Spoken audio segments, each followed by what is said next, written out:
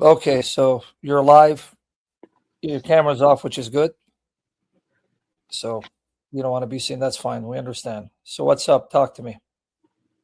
Uh, just want to thank you for taking the time to do this for me and Sure. just letting me basically air this out. And like I told you before, I've just been blind. I've been going through a lot in my life, mainly the last month, and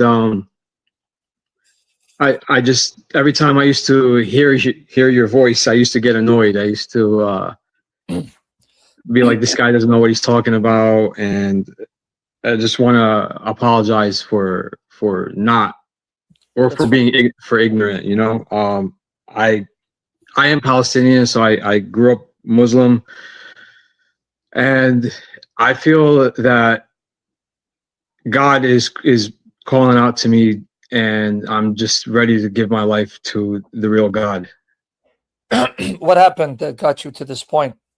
I I I lost. I haven't seen my kids for 2 years. I almost a similar situation to yours. Not entirely the same. Um, Bitter ex, where she just wanted to keep the kids away from me, brainwash them, and Mm.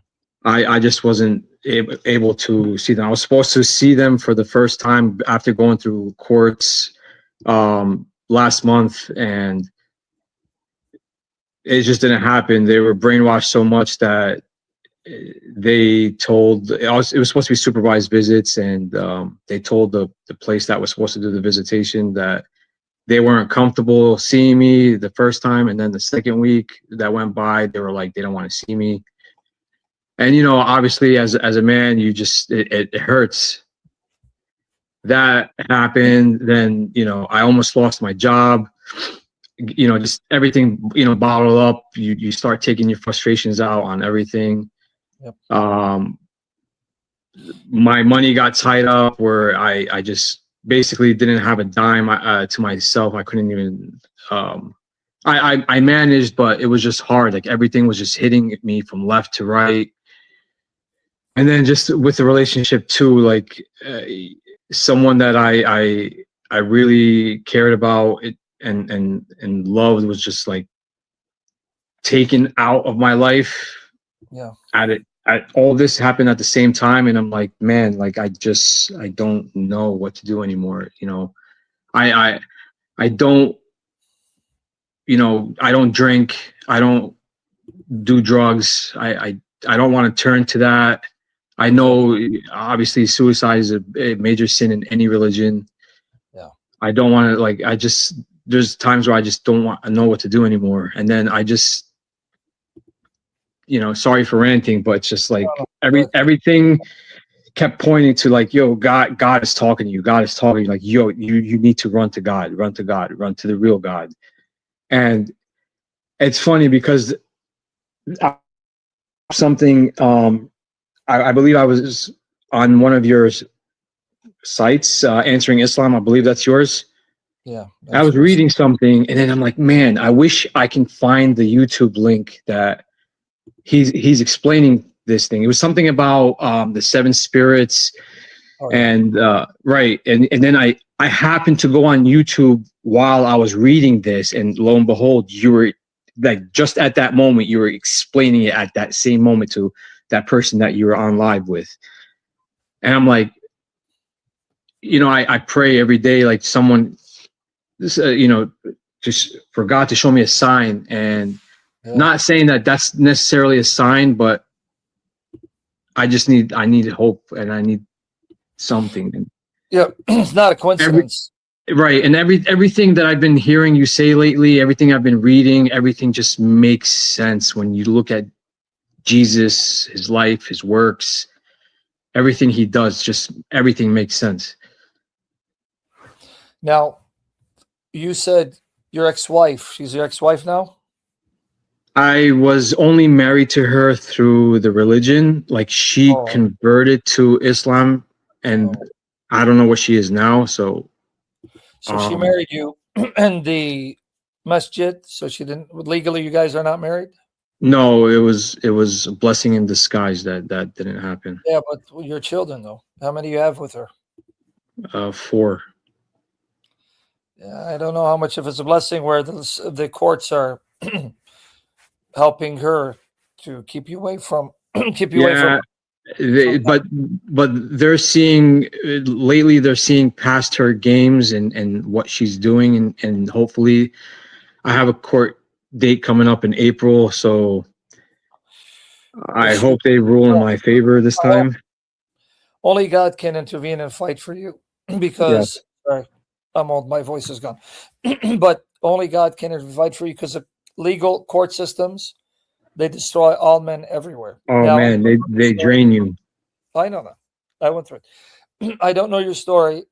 I don't want you to share it. That's something private. You don't share it public, especially if you're going through court. You don't want to do that. It'll be used against you. I don't need to know anyway, but I don't know the story. Who's at fault? How much fault she's at? You are, but don't need to know. Why? 2 things. Because I'm not your priest. And secondly, you don't want to talk about it publicly when you're going through court because it can be used against you. If your ex-wife finds out you say anything, she can show it to the judge. So you don't want to talk about it publicly, right? Right. Be smart. Because right now you're fighting for your kids. It's not so much her. Right. She's gone. She doesn't care. She doesn't care if you're destroyed. Your kids, right now, they might not want to be with you. That will change later when they're older. They understand. So you got to Right. be patient and you got to worry about them, not so much you, them. Committing suicide, that's not a solution for you or for them because when the kids grow up and wonder what happened and you're not there, that's not an option. But now, after studying, what made you reject Islam?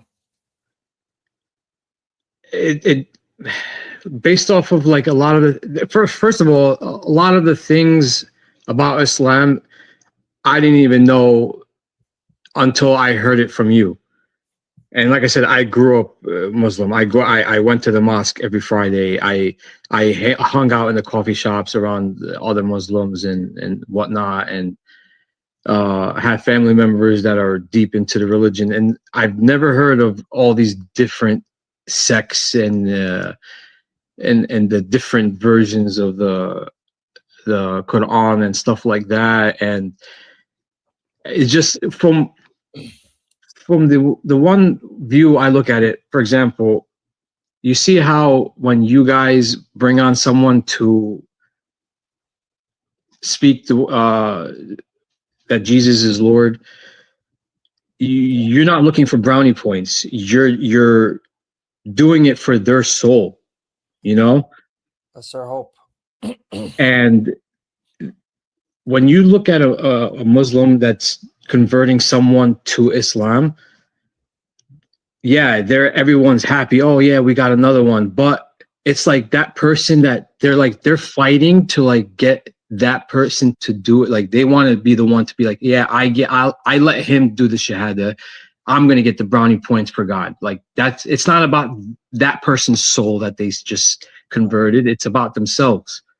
Everything that I've like being a Muslim, like everything felt so fake. Everything's just so fake. Even with what's going on in Palestine, it's just unbelievable. Look at all the Arab Muslim countries. They sit back and they just watch. If they really were about the faith, they wouldn't just sit back and just let the slaughter happen.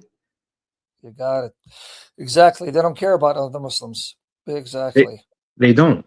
So I mean, I haven't been back there, to be honest, in a long time. My whole family is basically living in the West Bank. It's like I can't, because if I go back there, I wouldn't be okay with seeing what's going on and do nothing about it. Yeah. God has you here for a reason. So Islam, you're disenchanted with it. You don't. You see what it is, but what's the draw to Christianity? Why did you choose Christianity, Christ? Because Christ's words hit me in a different way than Islam did. Like just the teachings, the way Christ lived, completely opposite of you know who. And I don't want to follow that filth anymore. And it does nothing for me. It doesn't hit a note in my heart. And what will be the outcome if when your family finds out you gave your life It's to God? so I'm a grown man, obviously, and I'm not doing it for anyone other than God. Yes. So it doesn't matter what they think. I did mention it to my brother, and my brother, you know, we're Americanized, so it's not like, oh, you know, we're, you know, get out of my house type stuff. But like, So in other you know, words, he you told won't me be murdered. I won't be murdered, no. And Okay. my mother, I lost my mother the same year you lost yours, Oh, 20. and Wow. 2014 was a hard year. I you know, and it hurts to this day. And one thing that also that I like to bring up, Sure. I don't know if you've watched The Chosen. I've only seen a few shows here and there. There is a scene that hit me really hard in that show where John the Baptist, right before he gets his head chopped off, and he looks out the window and he sees the lamb in the field. That same scene, I saw my mother after she passed away, was the exact same scenario, like same field, same window, everything. When I saw after my mom passed away, and I'm like, man, this is, that's not talking to me, I don't know what to say. The Lamb who saves. Yeah. That's amazing. What month did your mom pass away in 2014? April 1st. Oh, so mine was March 12th. Well, not too far. April 1st also. Syrian New Year. So you lost her. What about your father? My father's actually coming to visit me this weekend. Interesting. And I don't have a problem telling him. I actually planned on telling him because, like, I have a relationship with my father, but it's not something I'm scared of my father, you know? Oh, no, I know. You're a grown man. Maybe you can witness to him, but you say visit. Does he live in America? No, he primarily lives overseas in the West Bank. He just comes back here to do his doctor visits and checkups and stuff like that. He can travel? Yeah, he's got an American citizenship. That's why. He doesn't have a Palestinian citizenship or Israeli papers, so that's why he's got to leave and come back. I see. All right. Yeah. Maybe God will have you plant seeds. So you are, of your own volition, you decided you want to give your life to Christ. How long has this conviction been in your heart? It's been brewing for a while. I just, like I said, the last month, but mainly the last couple of days had been really, really hit hard. I actually, like, just last night, I cried myself to sleep because of the things that I was going through, and I just needed Jesus. I need Jesus. There's no other option. Exactly. He's the only hope of salvation. So that means you're ready